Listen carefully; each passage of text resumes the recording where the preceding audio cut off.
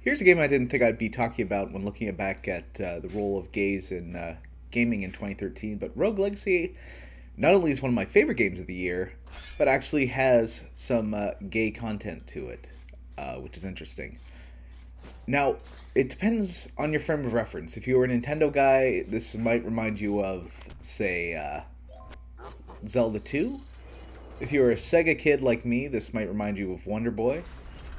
And if you were a PC guy, I don't know. Maybe that what was that really bad SSI side-scrolling Dungeons and Dragons game, Heroes of the Lance. Maybe that. But it's a side-scrolling roguelike, sort of, or roguelite maybe. Some people call it. And basically, you play a generation of families cursed to beat this tower. It also has some what's that called? Symphony of the Night and Metroid style to it. Maybe a bit more Symphony of the Night. And it's fun. I mean, it's very tightly controlling. Okay, I admit I'm not very good at this game, so you might not die as much as I do. But yeah, it's very tightly controlled. There's a lot of depth to it in terms of the items you can equip. And even though it resets every time you die, the advancements you make to your character are permanent. And you make them between rounds. And the hook to it is that each generation has different abilities, and you can sort of mold them a bit with the upgrades you make to your character. And there's different classes and character types and sizes, and each one makes kind of a different experience. You also have spells. There's definitely is a lot of Castlevania to it, especially in the magic items. And it's very, very easy to die. But dying isn't necessarily a bad thing in this game. You'll learn a lot. Eventually you'll be able to get through it and be better at the game. And your characters will improve. So as you go through it, you have 3 different heirs you can choose from, each with traits. Like this guy can't see in 3D, which is fine. That guy's a dwarf, or girl is a dwarf.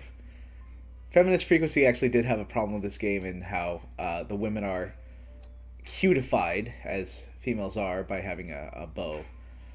Otherwise, they're completely the same. There's no statistical difference between men and women.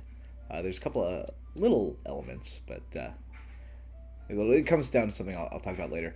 You also have different classes, like you can upgrade minor, you can add health. Each time you do an upgrade, it adds a level. You can see here I'm almost level 50.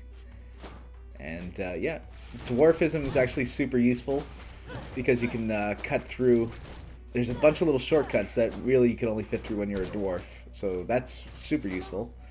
I'm really bad at not hitting spikes. I don't know if it's the 360 controller is not perfect for this kind of game.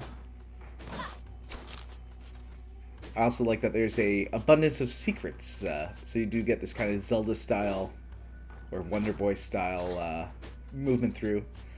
Does remind me a bit of Super Metroid 2, so you can call it Metroidvania if you'd like. If you don't know what that means, that's totally okay. So you're using that little secret passage as a short person. And there's different levels. I never go up to that one up there, the Maya, because it's just too darn hard for me at my current state of equipment. And I think I'm pretty behind for what level I am, but that's okay. Everyone progresses through at a different pace. So one interesting thing is... let's see. Ooh, colorblind, ADHD. Oh yeah, electorophobia. It's one of the best because those little chicken pieces come out and run at you. They still work, but the guy's terrified of chickens, so I just find that pretty funny. Baldness just changes building to balding. I think that's the only difference.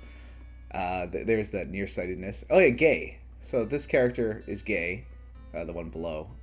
She's a lesbian. She likes the ladies. And what's interesting is it doesn't make a big difference to the game.